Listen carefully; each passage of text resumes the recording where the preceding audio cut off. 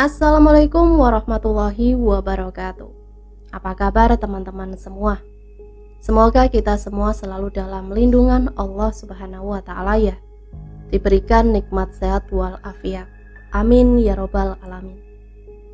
Kesempatan kali ini saya akan membagikan satu cerita 10 hari dengan makhluk halus.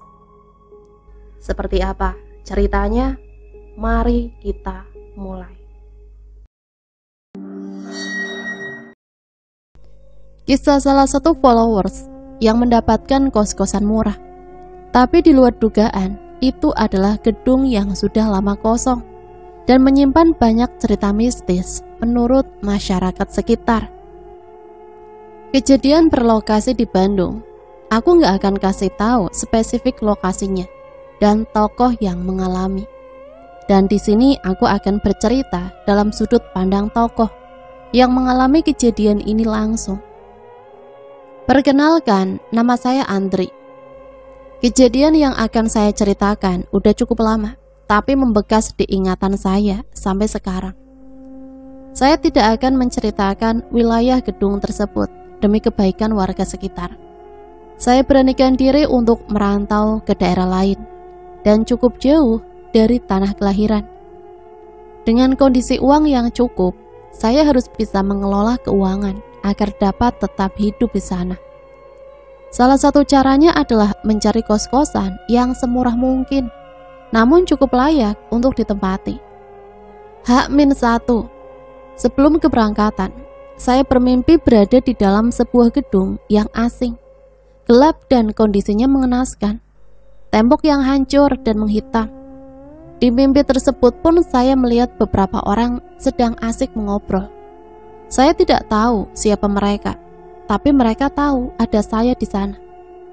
Mimpi yang random, jadi saya lupakan begitu saja. Dengan berat hati saya berangkat dan berpamitan dengan ibu saja, karena ayah saya sudah tiada pada saat saya kecil. Tak lupa saya berpesan kepada adik untuk menjaga ibu selama saya merantau. Saya lupa berapa jam perjalanan, namun saat sudah sampai di terminal bus, seorang teman lama menyambut dan bersedia membantu saya untuk mencarikan kos yang murah. Ternyata tidak mudah, kos-kosan yang berada di sekitar area kampus sudah full semua. Kalaupun ada, harganya ya tidak cocok dengan kantong saya. Akhirnya teman saya pun menyarankan untuk melanjutkan esok hari, karena hari sudah sangat sore. Slow aja sob, nyari kosan tuh gak gampang, apalagi yang murah. Kosong bentar pasti langsung udah ada yang isi. Oh ya, sampai lupa, nama teman saya itu AB. Karena ini adalah daerah dia, jadi saya mengangguk saja. Untuk sementara, saya menumpang di rumahnya AB. Untungnya kedua orang tuanya itu mengizinkan. Sesampainya di rumahnya, saya langsung merebahkan badan ke kasur. Letih rasanya setelah perjalanan jauh dan langsung berputar-putar mencari kos-kosan. Sampai akhirnya saya tertidur. Percaya atau tidak, saya kembali bermimpi yang sama persis saat tidur di rumah. Gedung tua, hancur dan dinding yang hitam. Lagi-lagi saya tidak mempedulikan dan mengacuhkan begitu saja. Esoknya jam 11 siang, kami berdua berangkat untuk kembali mencari kos-kosan. Kali ini di wilayahnya yang lain, namun masih terjangkau dengan wilayah kampus. Sialnya, sampai malam hari, kami tidak dapat kos-kosan yang sesuai dengan kemauan. Dengan kondisi yang cukup lelah, kami pun kembali ke rumah AB untuk beristirahat. Sepanjang perjalanan, saya hanya bisa terdiam, merenung dengan kondisi yang seperti ini, dan mencoba berpikir dengan logika, apakah zaman sekarang masih ada kos-kosan yang murah? Udara malam itu sangat dingin karena siang sampai sore hujan tak henti. Saya merasakan tubuh AB yang sedikit gemetar karena menahan hembusan angin malam. "B, mau gantian?" tanya saya yang tidak enak dengan AB. "Gak usah, kalem aja lah." Baiklah, saya tidak bisa memaksa. Pandangan saya langsung mengarah ke kiri dan langsung terfokus dengan satu lembaran yang menempel pada sebuah tiang. Di kertas tersebut tertulis kata-kata yang sangat saya impikan. Terima kos putra murah. Dan di bawahnya terdapat sebuah nomor yang bisa dihubungi. Saya pun bergegas mengambil HP di saku jaket dan menyimpannya. Awalnya saya berniat untuk langsung menelpon dan mengajak Abi ke sana. Namun saya urungkan karena sudah cukup malam dan saya tidak enak dengan Abi. Saya putuskan untuk menelpon esok harinya saja. Keesokan harinya saya sudah siap untuk berangkat, tapi Abi yang tipikal pelupa baru bilang ke saya kalau hari ini dia ada kelas di kampusnya.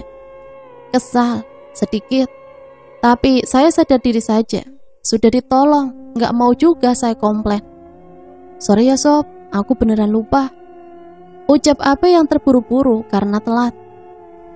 Iya, santai lah Be, nanti aku naik ojek aja nyarinya. Lah ngapain naik ojek? Pakai aja motor aku nih, ucap Abi sambil melempar kuncinya. Lah, terus kamu ke kampus gimana? Tanya saya heran. Aku bareng teman, udah santai aja lah, kayak sama siapa aja kamu. Ada sedikit rasa gak enak, tapi Abi kadang marah kalau saya nolak bantuan dari dia. Saya dan Abi pun berpamitan dengan orang tuanya. Abi langsung menuju gang rumahnya, karena di sanalah temannya menunggu. Ternyata itu adalah pacarnya. Setelah batang hidung Abi hilang, saya langsung menelpon nomor yang semalam aku simpan. Awal panggilan, ada nada operator yang memberitahu kalau nomor tersebut tidak dapat dihubungi. Saya masih penasaran, saya coba sekali lagi menelponnya. Lah, nyambung, tapi kok nggak bisa dihubungi. Halo, suara laki-laki dari sana, seperti bapak-bapak. Halo pak, saya mau tanya, ada kamar yang kosong pak? Tanya saya penuh harap. Ada, datang aja, jawab laki-laki tersebut. Jujur, saya mendengar suara laki-laki tersebut seperti janggal, namun biarlah, saya butuh kamar kos yang murah. Setelah dapat alamat yang didapat, saya pun membuka aplikasi map di HP.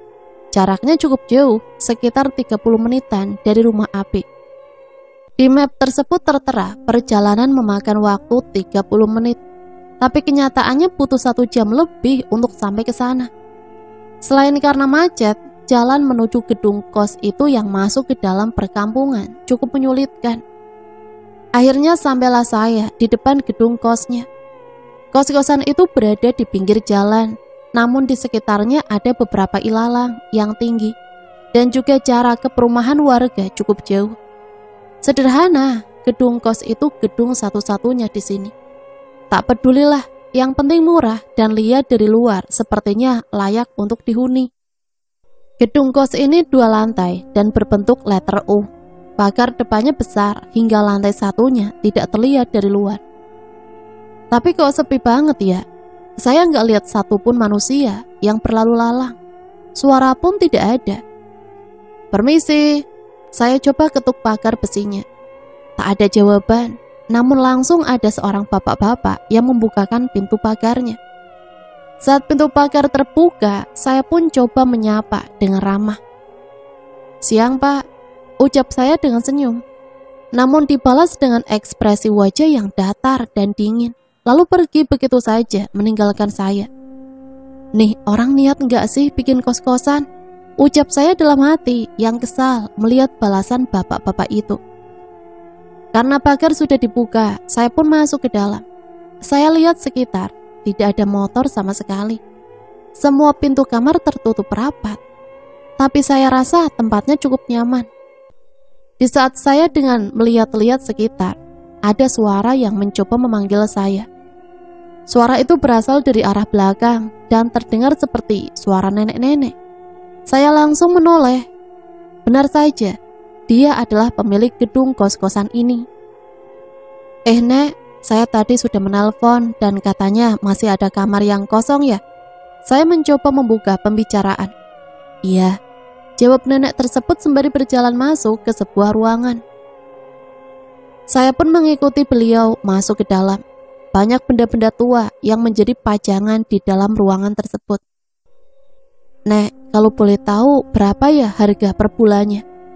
400.000. Wah boleh tuh nek, ini udah terima bersih ya? Iya. Jawabnya selalu singkat dan juga dingin. Saya mencoba berpikiran positif, mungkin itu memang tipikalnya.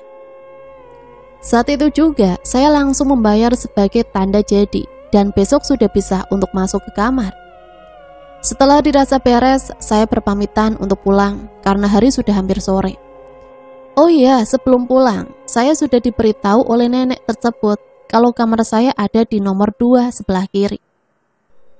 Sesampainya di rumah AB, ternyata dia belum pulang. Saya langsung menuju kamarnya setelah bersalaman dengan orang tuanya AB.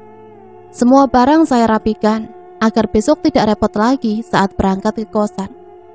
Sampai pukul 7 malam, AB belum juga pulang.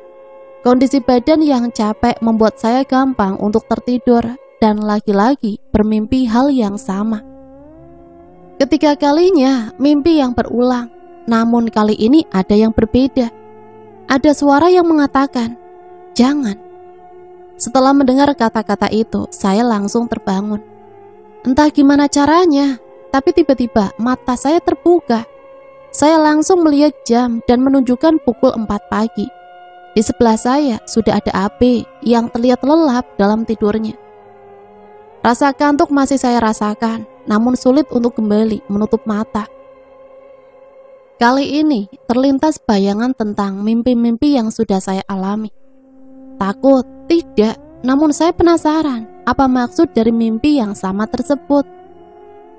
Jam 10 siang, semua barang yang saya bawa sudah siap. Awalnya, AB ingin mengantarkan saya, namun sampai sekarang dia pun masih terlelap di kasurnya. Tak apa, saya juga nggak mau merepotkan dia terus. Bu, Pak, saya izin pamit. Terima kasih atas tumpangan sementaranya ya Pak, Bu. Loh, kamu naik apa? Nggak diantar AB? Tanya ibu AB. Saya naik taksi aja Bu, kasihan AB-nya. Juga kayaknya masih capek kelihatannya Bu. Ya sudah, hati-hati, kalau ada apa-apa kesini aja, pesan ibu AB. Orang tua AB memang sudah bagaikan orang tua saya sendiri. Saya dan AB adalah teman masa kecil. Hingga saat lulus SMP, mereka pindah ke Bandung. Taksi sudah datang, waktunya hidup mandiri. Ternyata menggunakan mobil lebih lama dari perkiraan. Mungkin karena masuk perkampungan dan banyak kelok. Sesamanya di depan gedung, supir taksi terlihat memperhatikan sekitar. Mau kemana Kang? Tanya supir tersebut. Itu Pak, kosan saya. Jawab saya sembari menunjuk ke arah gedung di sebelah kanan mobil. Supir tersebut tidak menjawab, hanya saya lihat ekspresinya aneh dan terlihat seperti terheran-heran. Tanpa pikir panjang, saya langsung masuk ke dalam. Kali ini tanpa mengetuk, karena saya merasa sekarang sudah jadi penghuni kos ini dan tak perlu izin untuk masuk lagi.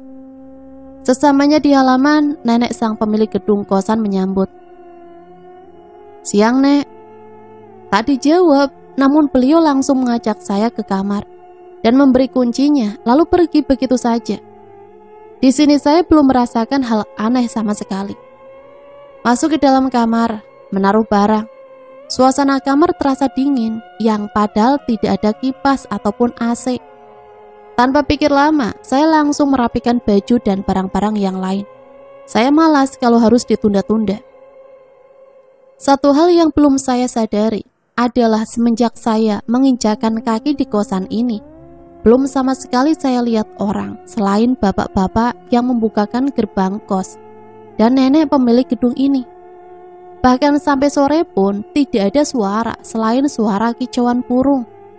Sepi sekali. Sekali lagi saya belum curiga.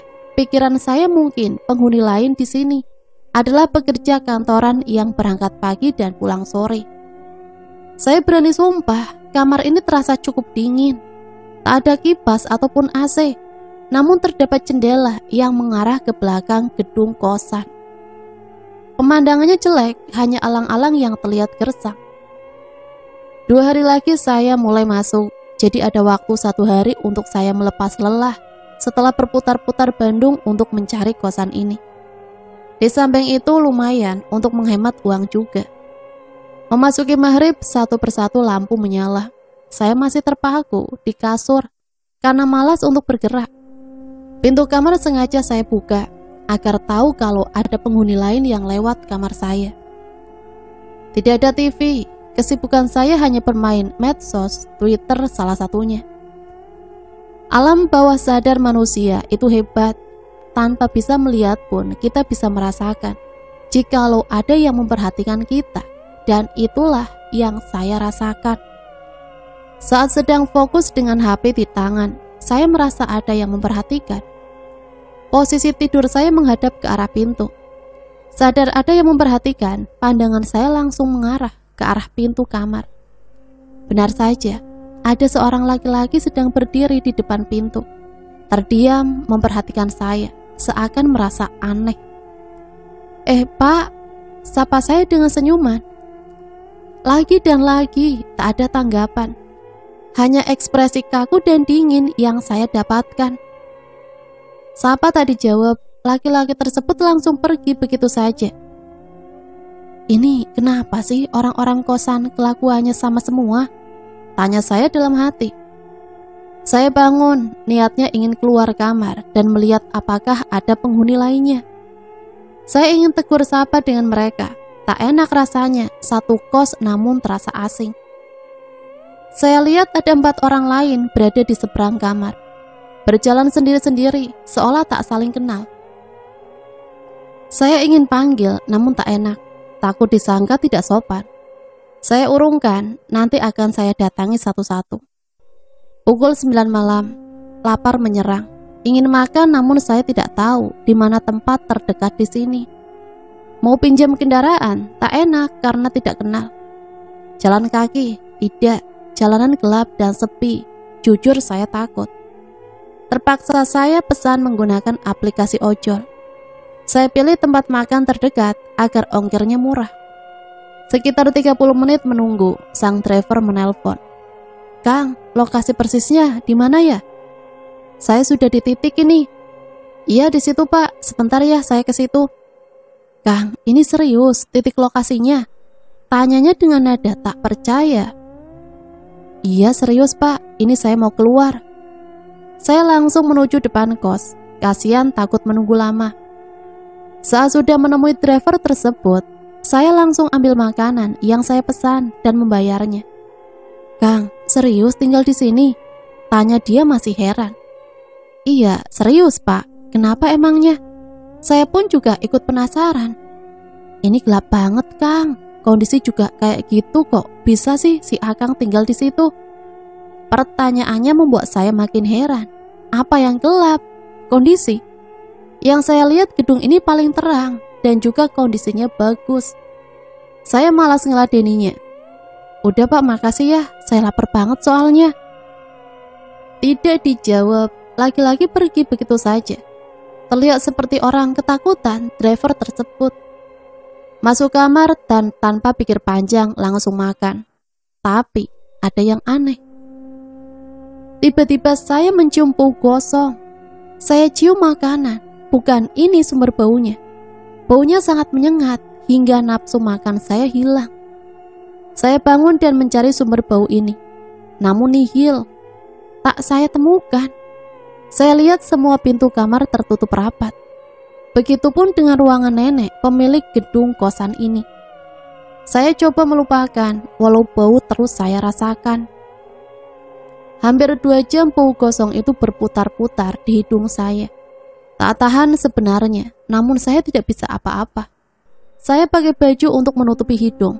Cukup membantu, namun masih sedikit terasa di indera penciuman saya. Pukul 11, bau tersebut perlahan menghilang. Saya sangat penasaran, namun tidak menemukan di mana sumber bau tersebut. Perlahan mata mulai mengantuk dan saya tertidur dengan sendirinya. Terbangun pukul 9 siang. Tak apa, masih waktunya saya istirahat. Tak ada keinginan hari ini, hanya bermalas-malasan di kasur sepanjang hari. Keluar kamar, suasana masih sama, sepi, dan semua pintu kamar tertutup rapat. Kali ini saya berniat untuk menyapa semua penghuni kosan sini. Sore nanti saya akan tunggu di bangku dekat pintu gerbang depan. Niat saya menyambut dan berkenalan dengan mereka semua. Mudah-mudahan tidak ekspresi dingin yang saya dapatkan. Sebelum itu saya coba menyibukkan diri dengan menyiapkan baju dan buku-buku serta alat tulis untuk kuliah besok. Saya merasa sangat bersemangat bertemu teman baru dan mungkin saja saya akan bertemu dengan jodoh saya. Ditunggu-tunggu datang juga. Jam menunjukkan pukul 5 sore. Saya langsung bergegas ke depan, takut mereka semua sudah pulang. Kalau sudah pada masuk kamar, tidak ada yang keluar lagi. Pintu tertutup rapat. Setengah jam menunggu, bete juga. Tapi tak apa. Saya ingin sekali berkenalan dengan mereka semua. Aneh, mungkin saya tipe yang senang berkenalan dengan orang baru. Tapi seperti memberi pengalaman baru untuk saya. Untuk diketahui, bangku ini berada di dalam gedung. Jadi saya hanya tunggu kalau ada yang lewat gerbang kosan ini. Akhirnya datang satu orang. Oh, saya ingat. Ini adalah orang yang kemarin berdiri di depan kamar saya. Saya hampiri dan menyodorkan tangan ke arahnya. Pak, saya Andri, baru di sini Pak. Ucap saya dengan senyuman. Dia menoleh ke arah saya, lalu pandangannya langsung ke arah tangan saya. Deden, jawabnya sembari jabat tangan saya. Saya merasa tangannya sangat dingin, namun saya hiraukan. Tak sengaja juga saya lihat tangannya, tepatnya kuku Pak Deden ini. Hitam banget, ucap saya dalam hati. Namun saya pikir mungkin dia bekerja di bengkel, jadi wajar saja kalau kukunya hitam seperti itu. Tak ada basa-basi, Pak Deden langsung masuk ke dalam kamarnya.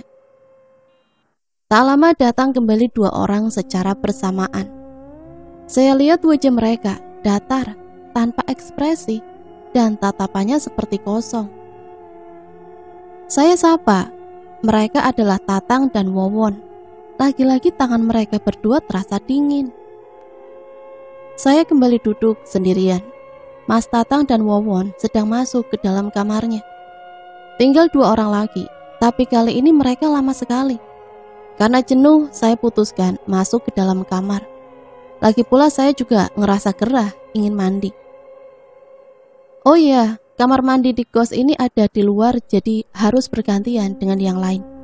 Sayangnya setiap saya bangun, mereka semua sudah tidak ada, jadi tak perlu antri. Selesai mandi, rebahkan badan di kasur, lihat jam pukul 9:30. Lagi, bau gosong kembali menyengat di hidung saya. Untuk kedua kalinya, saya rasakan. Masih penasaran juga, tapi tetap saja saya tidak temukan sumber baunya. Saya coba tutup pintu kamar, berharap semoga bau gosong tersebut berkurang. Namun tetap saja saya rasakan, ya walaupun tidak terlalu menyengat. Saya duduk menyender ke sebuah tembok. Tiba-tiba, 2 kali ketukan dari arah jendela yang mengarah ke belakang gedung. Saya tertegun. Terdiam seketika mendengar ketukan tersebut. Saya masih berpikir mungkin hanya perasaan saya saja, jadi hiraukan. 1 kali ketukan, namun berhasil membuat saya menoleh ke arah jendela tersebut. Nggak ada apa-apa. Siapa sih yang iseng? Ucap saya dalam hati. Jendela tersebut tidak saya tutup dengan kain, jadi akan langsung terlihat suasana belakang gedung. Perlahan suasana terasa menakutkan. Saya merasa ada yang memperhatikan. Merinding bukan main saya rasanya. Saya coba alihkan rasa takut dengan memainkan game di HP. Namun tetap masih terasa sedikit rasa was-was. Lagi-lagi ada yang mengetuk. Oke, kali ini saya tidak bisa toleransi. Tanpa pikir panjang, saya langsung tidur dan menutup badan dengan selimut. Sekuat tenaga saya coba tidur dan memejamkan mata, namun sulit rasanya. Ingin buka selimut, namun ragu. Takut ada sesuatu yang menunggu di samping saya. Menerka-nerka seperti itu, makin membuat saya merinding bukan main. Saya benar-benar takut malam itu. Ditambah bau gosong yang makin kesini, makin menyengat. Untung, usaha saya untuk tidur berhasil. Saya berhasil keluar dari situasi yang sangat saya takutin. Jam 5 saya sudah bangun karena harus mengikuti orientasi di kampus. dan semua mahasiswa baru diwajibkan untuk datang pukul 6. Malas sekali rasanya. Dengan terpaksa saya bangun dan menuju kamar mandi. Saat keluar dari kamar, saya langsung memandang sekitar, dan ada yang aneh. Semua pintu kamar terbuka, namun lagi-lagi saya tidak melihat satu manusia pun yang berlalu lalang di sekitaran kos ini. Tahu nanti aku telat lagi, ucap saya dalam hati. Saya tidak ingin ambil pusing. Waktu sudah sangat mepet dan akan jadi masalah kalau saya sampai telat datang ke kampus. Seharian mengikuti orientasi sangat melelahkan, namun ada serunya dan ada anehnya juga. Seru bertemu dengan teman baru. Aneh karena ada seorang cewek yang selalu mencuri pandangan saya. Namun saat saya hampiri, cewek tersebut lari menjauh. Entahlah apa maunya cewek itu. Saya hiraukan saja untuk yang kesekian kalinya. Karena orientasi sudah selesai, saya pun langsung menuju ke kosan. Hari ketiga di kosan, sudah mulai bermunculan hal-hal yang aneh. Saya pernah melihat makhluk halus, namun tidak pernah dengan jelas, hanya sekedar bayangan saja. Malam ini akan berbeda. Saya sedang bersiap untuk tidur. Mata sudah mengantuk karena lelah. Perlahan mulai menutup. Tiba-tiba, lagi dan lagi terdengar suara ketukan yang sama dari arah jendela. Kali ini saya diamkan. Tak peduli karena badan sudah terasa lelah, jadi malas untuk meladeni hal-hal seperti itu. Ketukan 3 kali muncul. Saya masih diamkan. Saat ketukan yang ketiga kalinya, emosi saya terpancing. Namun malah jadi bumerang untuk saya sendiri.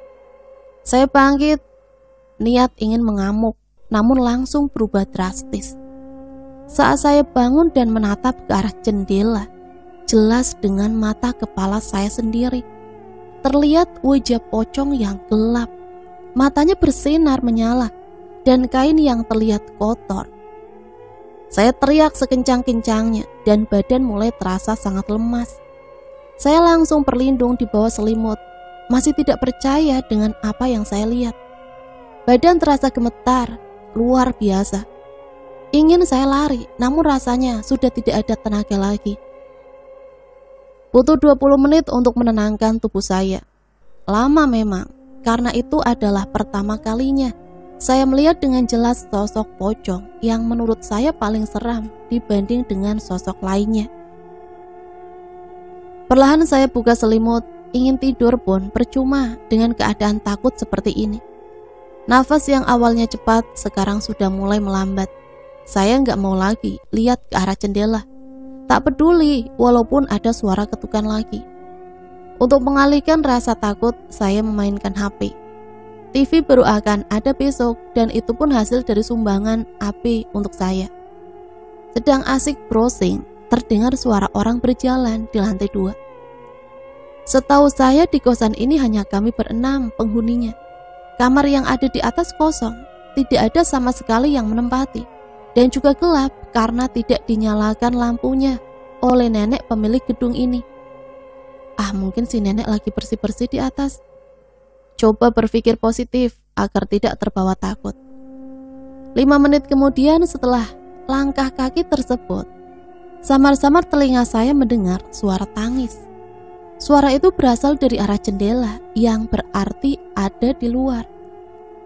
Bulu kuduk saya langsung merinding luar biasa mendengarnya. Malam-malam mendengar suara tangisan cewek di tempat yang tidak wajar pula. Tidak tahan dengan suara tangis cewek itu, saya pun beranjak keluar. Udah feeling pasti sepi. Benar aja, ternyata ini kosan udah kayak kuburan aja.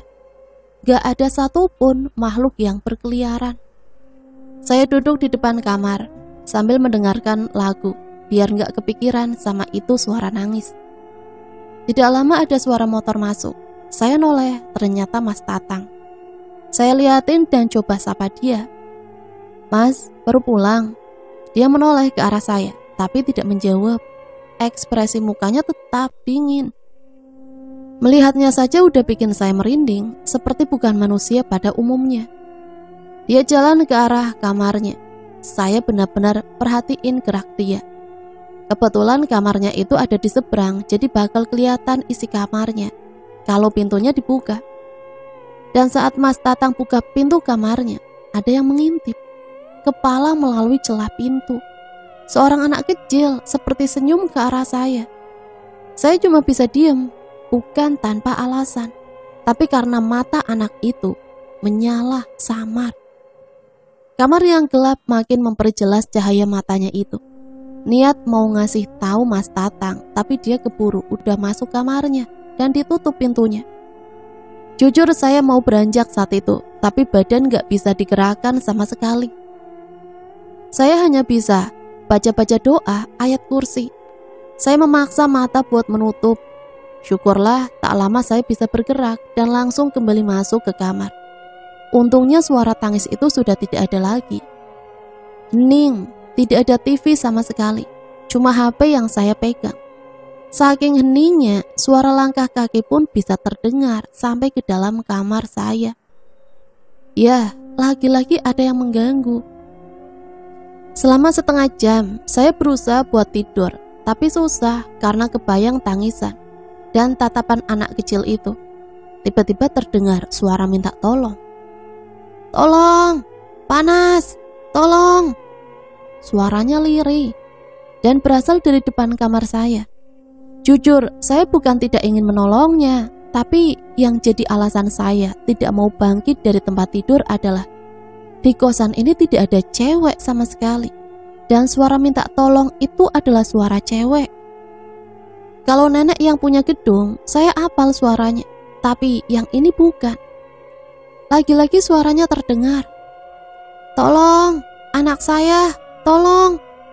Selain aneh dengan suara itu, yang lebih buat saya makin yakin untuk diam adalah di sini juga tidak ada anak kecil sama sekali. Yang di kamar Mas Tatang itu, saya yakin adalah penampakan. Saya tutup telinga saya, karena suara itu pelan, tapi rasanya menusuk pendengaran saya. Kali ini selain suara minta tolong, ada suara tangisan juga. Jantung saya rasanya mau copot malam itu. Merinding, udah gak bisa saya tahan lagi. Rasanya mau kabur, tapi saya takut saat keluar kamar akan bertemu hal-hal yang bisa bikin saya pingsan. Saya tahan, tapi makin lama bukannya saya takut. Rasa kesal yang saya rasakan mendengar suara minta tolong dan nangis itu yang terus menerus. Bayangkan, hampir 15 menit itu suara terus terdengar sama saya. Saking kesalnya saya berteriak, "Diam, berisik!" Kalian tahu, ternyata suara teriakan saya itu berhasil dan suaranya langsung kembali hening. Entah mereka paham dengan bahasa saya atau apa. Suara minta tolong dan tangisan itu langsung berhenti. Saya kembali sedikit tenang. Saya baca doa dan coba untuk tidur. Mungkin karena sudah mengantuk jadi cepat terlelapnya. Hari ini adalah hari keempat saya berada di kosan. Seharian di kampus membuat saya sedikit lupa dengan kejadian-kejadian di kosan. Tapi saat sudah waktunya pulang, bayangan-bayangan itu kembali menghantui. Ini buat saya malas balik ke kosan, tapi saya bingung mau kemana juga. Mau ke rumah AB, kayaknya sudah cukup saya nyusahin dia pas baru sampai di sini. Mau nongkrong, gak ada teman. Terpaksa balik ke kosan, jalan satu-satunya. Jam sudah menunjukkan pukul 5:30, sudah memasuki maghrib. Saya pesan Gojek, 10 menit kemudian drivernya datang. Sesuai lokasi ya Kang? Iya Mas, sesuai. Setengah jam perjalanan sampailah di tikungan yang mengarah ke kosan saya. Belok kiri arah kosan, lalu lurus ke arah perumahan warga. Di tikungan inilah saya berdebat dengan drivernya karena dia berhenti mendadak. "Loh Mas, kenapa berhenti?" tanya saya heran. "Gak apa-apa Kang, sampai sini aja ya Kang," jawabnya dengan ekspresi sedikit memelas. "Yah Mas, dikit lagi kosan saya ini," jawab saya sembari menunjuk ke arah kosan. "Duh Kang, sumpah, sampai sini aja ya." Kali ini wajahnya mulai pucat. Karena saya nggak mau berdebat terus-menerus, terpaksa saya turun di situ dan melanjutkan dengan berjalan kaki. Memang tak terlalu jauh, hanya 300 meter kira-kira, langsung sampai di depan kosan saya. Sudah gelap, kanan kiri ilalang, dan semak-semak bikin bulu merinding tidak karuan. Berharap ada salah satu penghuni kosan yang lewat agar bisa bareng, tapi harapan itu tinggal harap. Gak ada sama sekali yang lewat. Sepanjang jalan itu pun saya selalu menunduk dan baca-baca doa supaya gak lihat yang aneh-aneh. Dan sepanjang jalan itu pun saya merinding tidak karuan. Rasanya seperti di ruangan yang penuh dengan makhluk halus.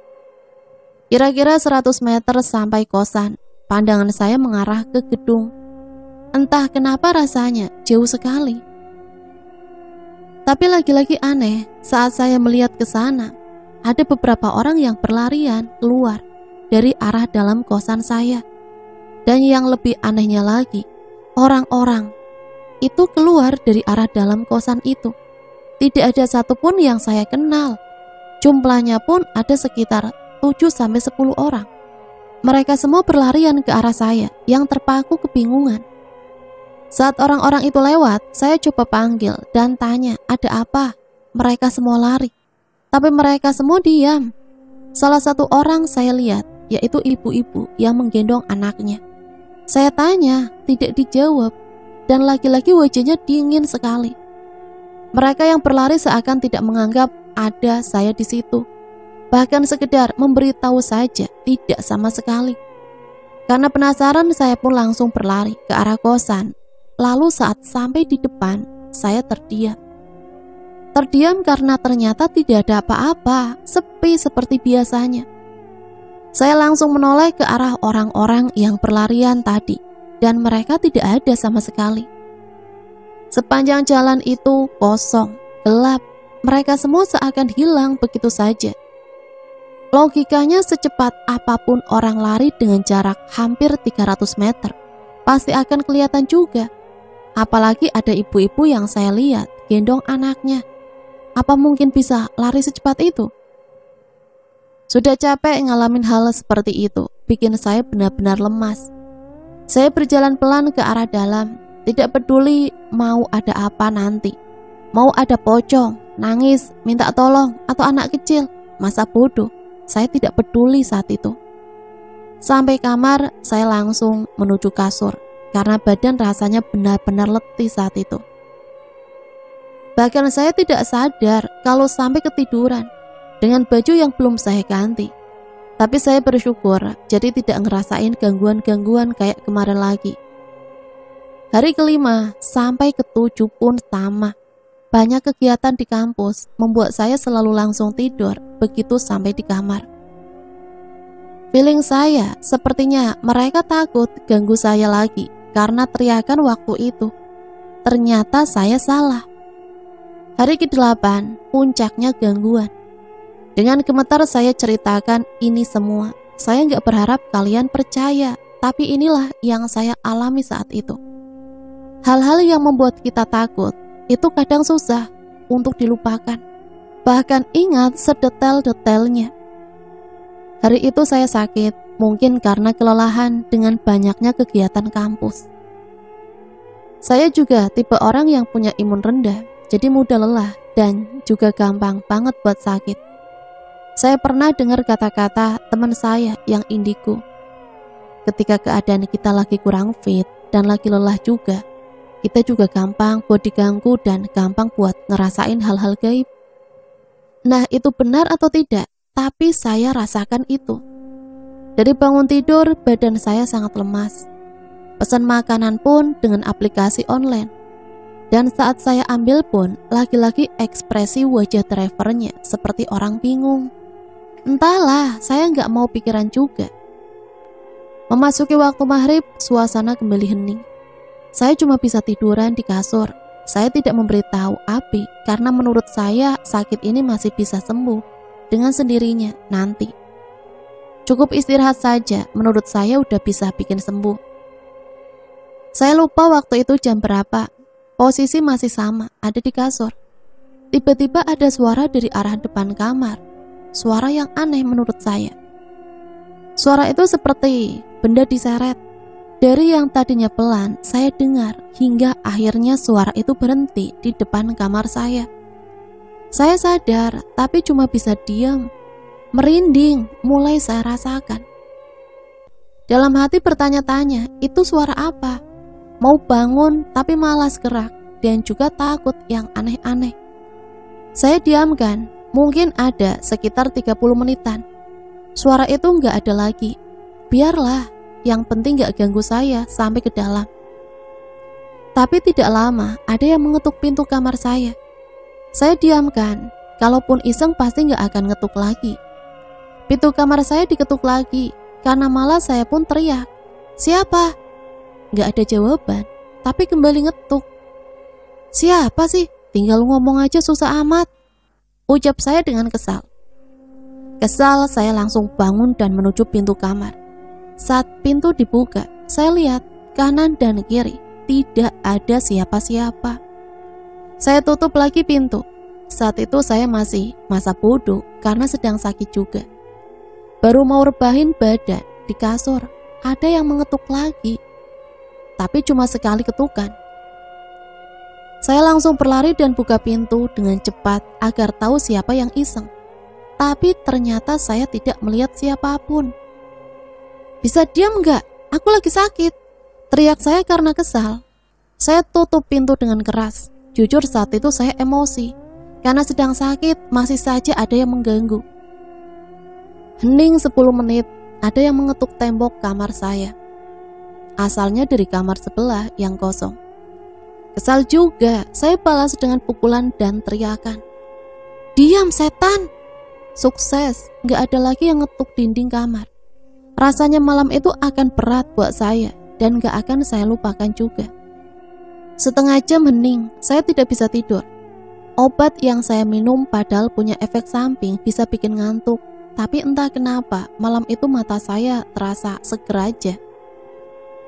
Suara hening itu disambut dengan suara tawa khas Mbak Kunti. Saya tahu karena saya pernah dengar waktu di rumah dahulu. Gak pakai lama, badan langsung terasa merinding luar biasa. Suara tawa Mbak Kunti ini kembali terdengar. Kecil tapi menusuk di telinga. Rasanya seperti dekat dengan saya. Walaupun merinding, rasa kesal saya belum usai. Saya pun kembali berteriak. "Bisa diem gak kamu setan?" Gak peduli mereka mau marah atau apa. Saya kesal karena ingin istirahat tapi diganggu oleh mereka. Tapi ternyata saya salah, sudah berteriak. Selang 1 menit kemudian, ada yang lewat persis di atas saya. Terserah kalian mau percaya atau tidak. Tapi jujur dengan mata kepala saya sendiri, Mbak Kun terbang melewati kamar saya, tembus tembok. Mata saya benar-benar fokus melihat itu. Bentuknya seperti kain transparan yang lagi tertiup angin. Badan sudah lemas karena sakit. Melihat itu jadi tambah lemes. Rasanya saya mau pingsan aja. Mau lewatin malam itu. Badan benar-benar tidak bisa bergerak, seakan terhipnotis dengan Mbak Kun tadi. Yang nambah saya takut dan merinding adalah saat Mbak Kun itu terbang di atas saya. Suara tawanya pun ikut terdengar, seakan dia terbang sambil tertawa. Saya tutup badan dan muka dengan selimut, baca-baca doa sekuat dan sebisa mungkin, berharap nggak diganggu lagi. 10 menit hening, perkiraan saya sudah tidak akan diganggu lagi. Niatnya saya mau keluar malam itu, kabur entah kemana daripada diam di sini, bisa makin parah gangguannya. Saya buka selimut, tercium bau gosong yang sangat menyengat. Lalu saat mata saya mengarah ke pojok samping pintu, di situ aku kaget bukan main. Apa yang saya lihat masih saya ingat sampai sekarang. Sosok badan hitam, layaknya badan manusia yang terbakar, sedang melihat ke arah saya. Sosok itu sedang duduk dan tangannya menjulur ke arah saya, lalu meminta tolong. Melihat hal itu langsung buat saya lemes tidak karuan. Sosok itu seakan mengunci pandangan saya. Hampir 1 menit lamanya, saya lihat sosok tersebut. Sedikit transparan, namun jelas bentuknya yang hitam gosong dan beberapa bagiannya hancur. Tolong saya. Itu Ya, itu yang diucapkan oleh sosok tersebut. Pandangan saya masih tertuju ke sana dan tak terasa air mata keluar dari mata saya.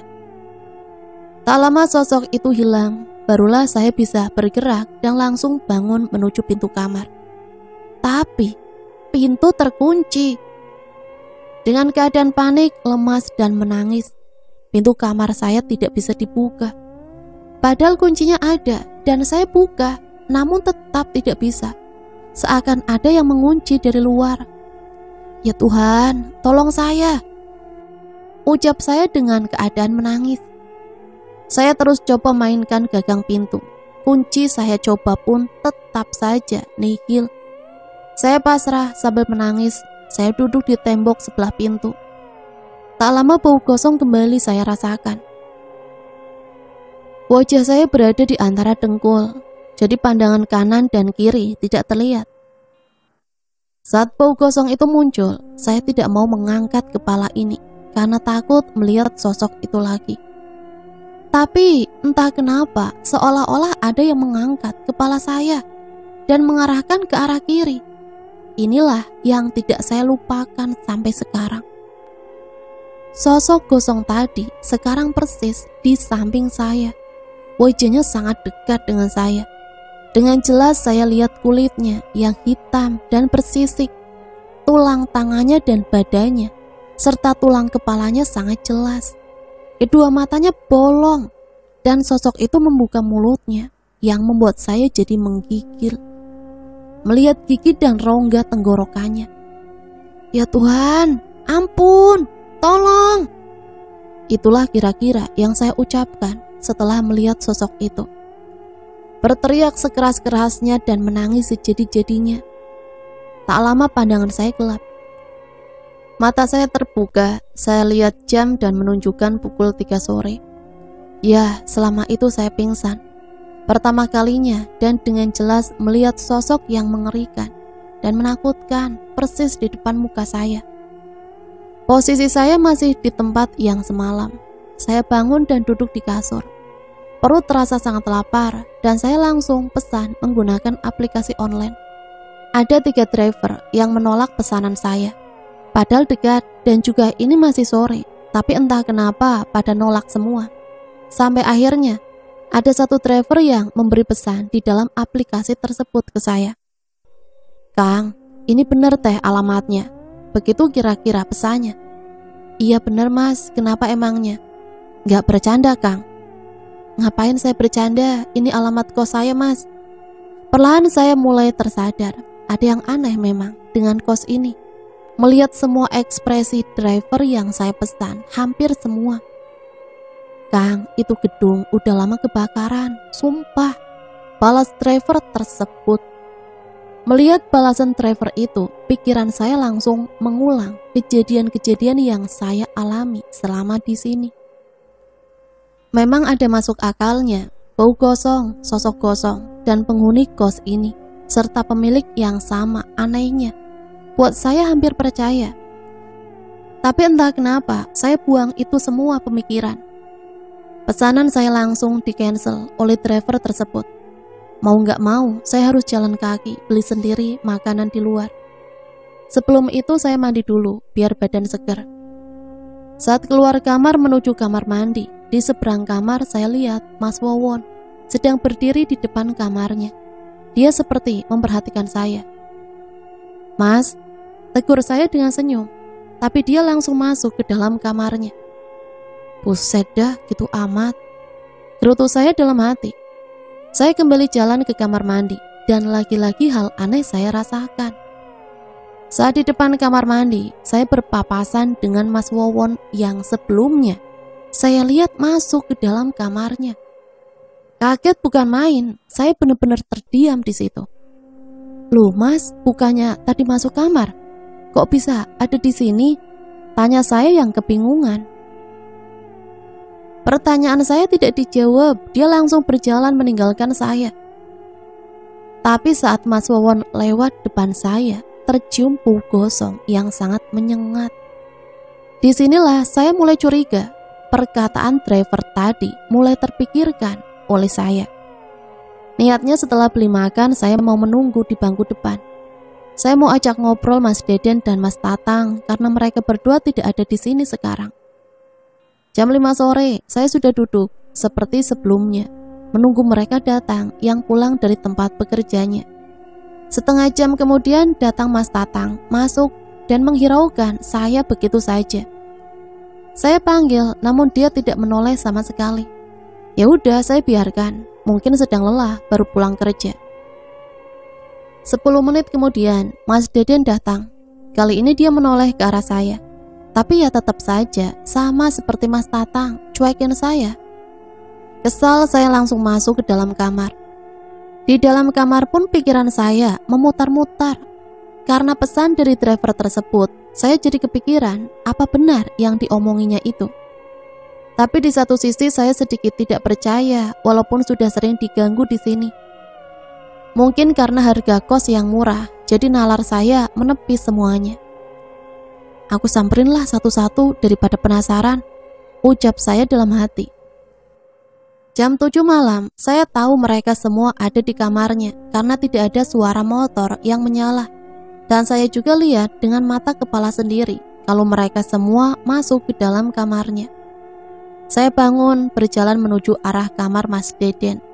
Pintunya tertutup, saya ketuk-ketuk, tapi tidak ada jawaban.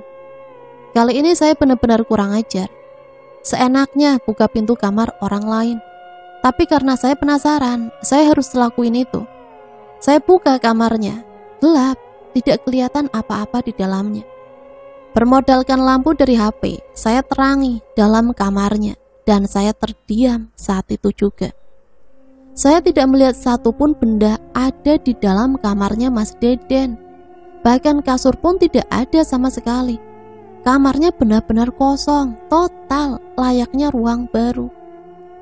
Di samping itu juga Mas Deden tidak ada. Hati mulai gelisah. Perkataan driver itu sedikit demi sedikit mulai terbukti dengan sendirinya.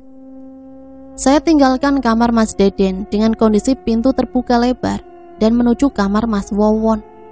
Saya ketuk. Sama halnya dengan Mas Deden, tidak ada jawaban. Saya langsung buka.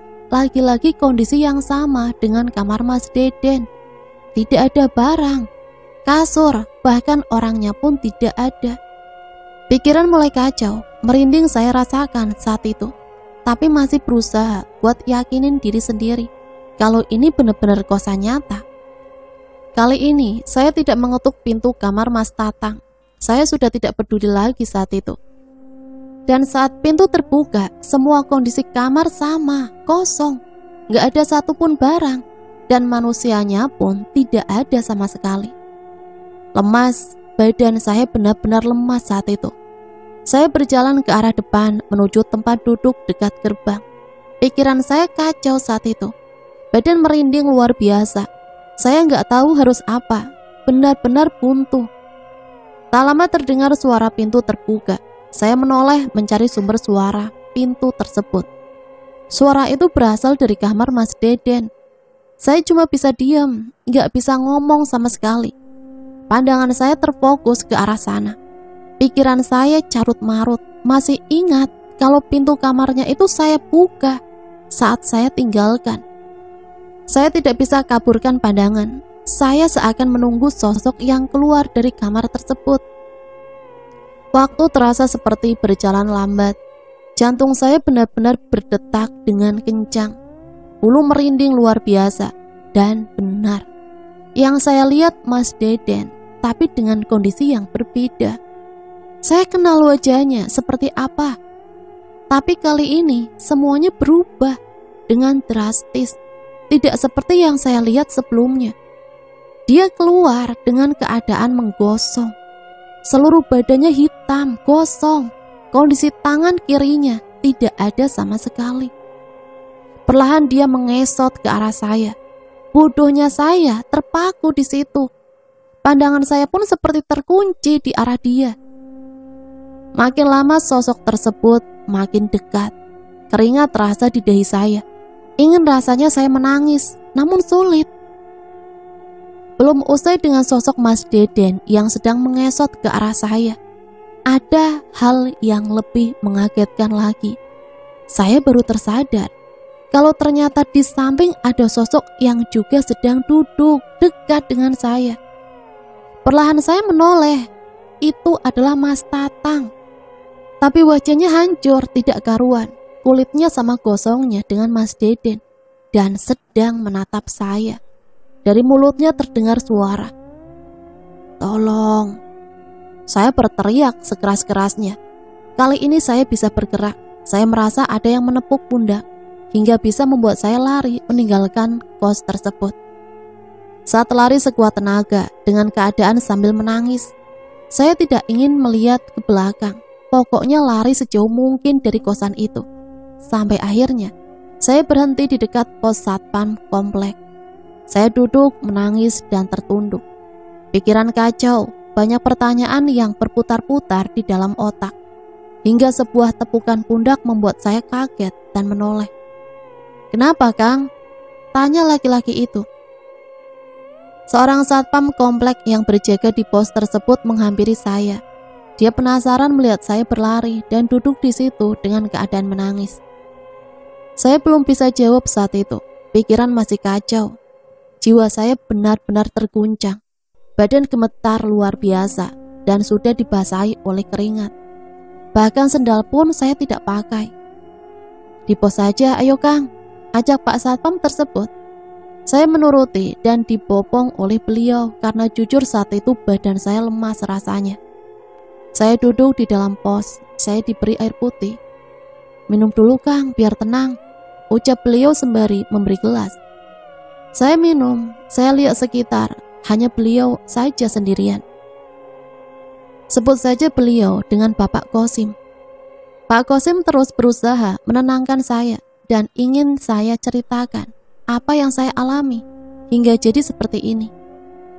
Butuh 15 menit lebih buat saya bisa tenang saat itu.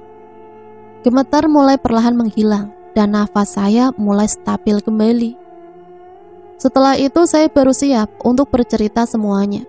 Saya ceritakan secara detail apa yang saya alami dari awal datang ke kosan tersebut hingga jadi kayak seperti ini. Pak Kosim terlihat mengambil nafas panjang. Dia seperti ingin menjelaskan sesuatu. "Namanya siapa ya?" tanya Pak Kosim. "Andri Pak." "Begini loh, kamu itu adalah orang ketiga yang ngalamin hal ini," ucap Pak Kosim. "Ketiga? Maksudnya Pak?" tanya saya yang penasaran. "Gedung itu 3 bulan lalu kebakaran karena konsleting listrik. Ada sekitar 12 orang penghuni yang terbakar hidup-hidup. Mereka semua terbakar saat sedang tidur," jelas Pak Kosim. Saya yang mendengar penjelasan beliau pun kaget bukan main. "Bapak serius? Tapi saya lihat gedung itu baik-baik saja Pak," ucap saya yang tidak percaya. "Iya, memang saya bodoh. Sudah jelas diganggu seperti tadi, tapi masih saja tidak percaya dengan penjelasan orang sekitar. 2 orang sebelum kamu juga ngerasain hal yang sama. Bahkan salah satu dari mereka katanya ya, raganya dibawa ke alam lain." Saya mendengar hal itu pun hanya bisa diam tanpa berkata-kata. "Pernah naik Gojek?" tanya Pak Kosim. "Pernah Pak. Kenapa emangnya?" tanya saya yang heran apa hubungannya kosan itu dengan driver online.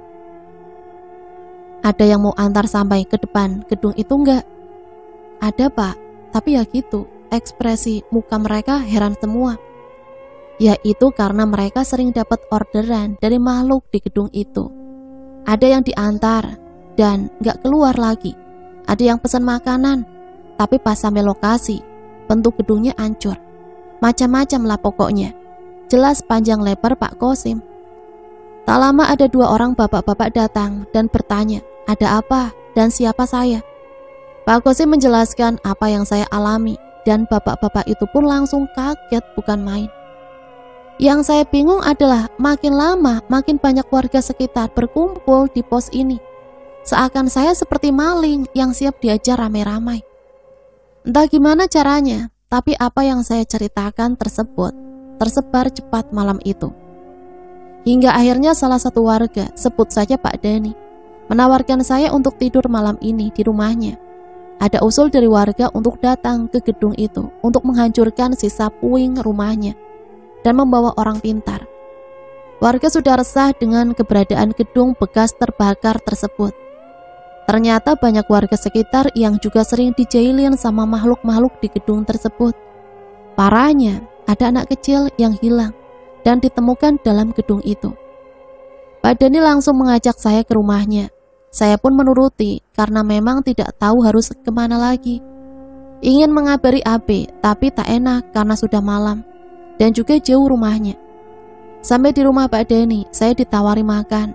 Kebetulan energi saya habis setelah terkuras karena takut dan lari-larian dari kos itu. Sehabis makan saya lanjut untuk tidur.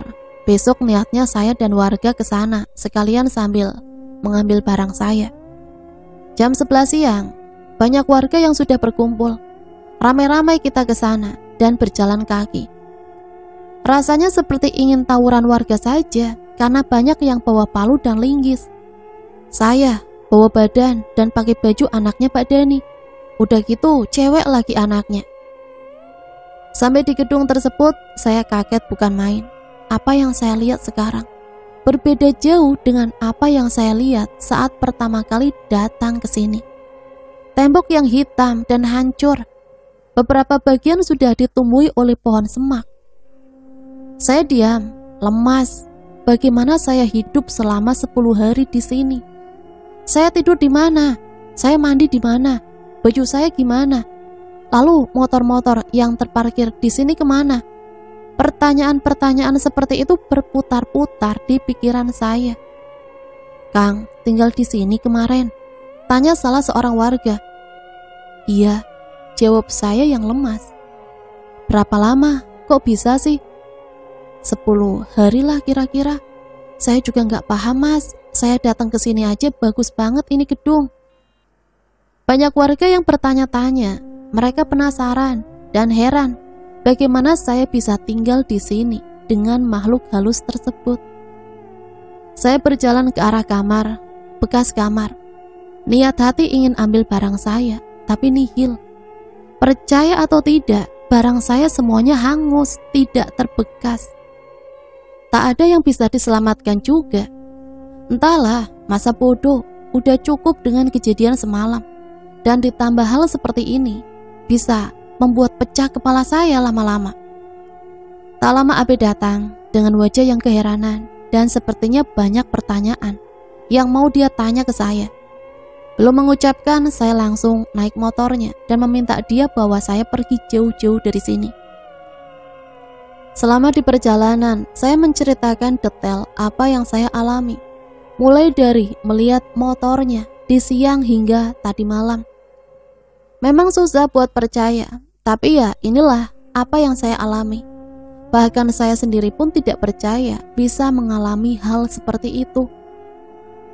Saya sudah melupakan semuanya semenjak kejadian itu. Saya sekarang tinggal menumpang di rumah Abi, karena ternyata dia ceritakan semuanya kepada orang tuanya, hingga orang tuanya memaksa saya untuk menetap sementara di rumah mereka. Ya apa boleh buat, saya pun juga masih trauma dengan kejadian itu. Mau gak mau saya terima. Bahkan baju pun saya meminjam ke Abi. Untungnya badan saya dan Abi itu tidak jauh berbeda. Sekian cerita pengalaman yang saya alami. Masalah percaya atau tidak itu adalah urusan kalian. Saya tidak memaksa untuk percaya, tapi kalian harus percaya bahwa dunia mereka itu ada dan real. Ya, cukup ngeri juga ya. Tapi ya, percaya atau tidak kembali lagi ke kita masing-masing ya. Karena memang mereka itu ada dan berdampingan dengan kita. Semoga kita selalu dapat lindungan Allah Subhanahu wa taala ya. Dijauhkan dari hal-hal yang seperti itu. Sampai di sini saya pamit undur diri. Mohon maaf apabila banyak salah kata. Sampai berjumpa kembali di cerita-cerita selanjutnya. Matur suwun, wassalamualaikum warahmatullahi